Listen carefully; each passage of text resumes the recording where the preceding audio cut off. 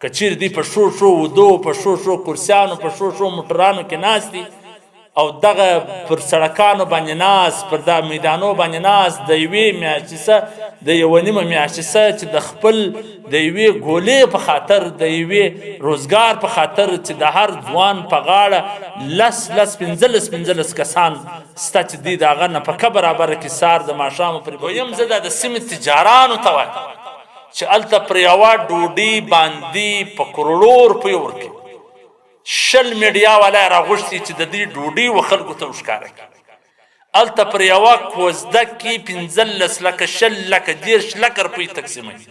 معززین د شا د خوا ویډیو والا هم په پسې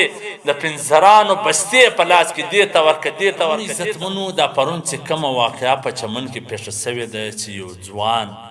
د غربت د وجې څخه د مسکینۍ د وجې څخه خپل ځان نه ځړولی دی چې د هغه خبرې سته د هغه میسجان سته چې خلکو ته زارۍ کوي خواستې کوي چې څوک وړه په پور نه راکوي څوک پیسې په پور نه راکوي څوک مزدوري نه راکوي څوک مې پر کار نه لګیا کوي چې زه 50 پیسې پوروم د خپل مور پلار موږ 15 کسان 2 ډوډۍ یوه ډوډۍ په ټولو باندې خورو. دا واقعیا د سرکار پر مخ هم یو څاپېړه ده دا د سیمې د علاقې د تاجرانو د معززینو د خانانو د مالدارانو پر مخ هم یو څاپېړه. د سرکار د حکومت مقصد دا دی چې خپل رعایات ته خپل د ملک باشندگانو ته سهولت ورکړي وسایل ورکړي. نن یورپ ولې ترقي کړې ده چې هغه په خپله سیمه کې خپلې علاقې والا ته سهولت ورکړي د تجارت د کاروبار چې څوک مثلا روزګار نه لري هغه د ملک د طرفه څخه خپله وظیفه ورکوي 3 ساعته چې دی روزګار برابروي. هغو د صحابه کرامو په خبرو عمل کړی ځکه ترقي کړې ده. حضرت عمر فاروق رضی الله تعالی عنه به فرمایله که چیرې د فرات پر کناره باندې یو سپی د وږي څخه مړ سي نو د دې پوښتنه به هم د قیامت په ورځ د عمر څخه کېږي. کمرانان خو دې ته وایي که چیرې دوی په ښو ودو په ښو کرسیانو په ښو موټرانو کې ناست دي او دغه پر سړکانو باندې ناست پر دا میدانو باندې ناست د یوې میاشتې څه د یوه نیمه میاشتې څه چې د خپل د یوې ګولې په خاطر د یوې روزګار په خاطر چې د هر ځوان په غاړه لس 15 کسان سته چې دوی د هغه نفقه برابره کړي سهار د ماښامه پرې به دوی کار کوي چې پر دې باندې خو هېڅ دی غور فکر دا قصه نه وایي چې یا څوک ناست یا څه مطالبه لري یا څه احتجاج لري. د دې هر ځوان پوښتنه به قیامت په ورځ الله کوي. دویم زه دا د سیمې تجارانو ته وایم چې هلته پر یوه ډوډۍ باندې په کروړو روپیو ورکوي 20 میډیا والا یې راغوښتي چې د دې ډوډۍ و خلکو ته وښکاره کړي. هلته پر یوه کوزده کې 15 لکه 20 لکه 10 لکه روپۍ تقسیموي. معززین د شا د خوا ویډیو والا هم په پسې د پنځرانو بستې په لاس کې دې ته ورکه دې ته ورکه دې ته ورکه. دا د حالات نه ویني دا د خلک نه ویني دې ته چې ورسې چې وایي دا اوس د زکاتو ټیم نه دی د الله بندګانو دا پر یوه کوزده چې په لکاو روپۍ ورکوي دا د زکات دا یوه ډوډۍ چې خالي غوښې د 1.5 کروړ روپیو دا راوړې دا د زکات دا دونې د نامه دپاره چې کارونه کوي د رواجو دپاره کوي دا د زکاتو دي. که د غریب پر ځای تاله زکات په یاد درځي د کال د پوره کېدل په یاد درځي داغه خلک په دا بنده دروازه کې په دغه کې مجبنو په دا ښار کې معززین خلکو کوزي ودونه کړي دي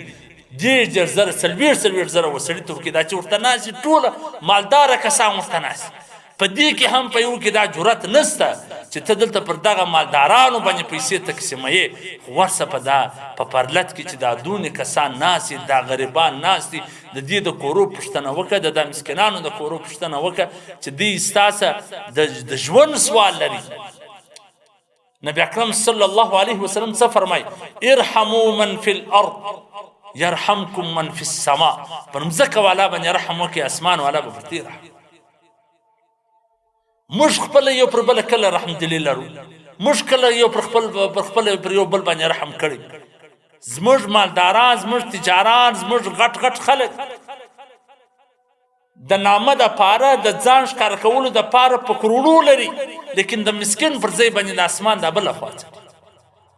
ځکه الله فرمایي الشیطان یعدکم الفقر شیطان یې بیا بیروي چې نه دلته یې مه لګوه ویأمرکم بالفحشاء د نامه پر ځای باندې شیطان ورته وایي چې د هغه د لګېدلو ځای نو زه به دې ټولو ته وایم چې دې ته انتظار مه کوه چې ستا کال پرسې د زکات اوس یې وباسه د هغه موقع ده چې دا ټوله بېروزګاره ناستې د روزګار در ساته چې د پرلت فیصله سوې نه وي در ساته پورې چې د دا خلکو فیصله سوې نه وي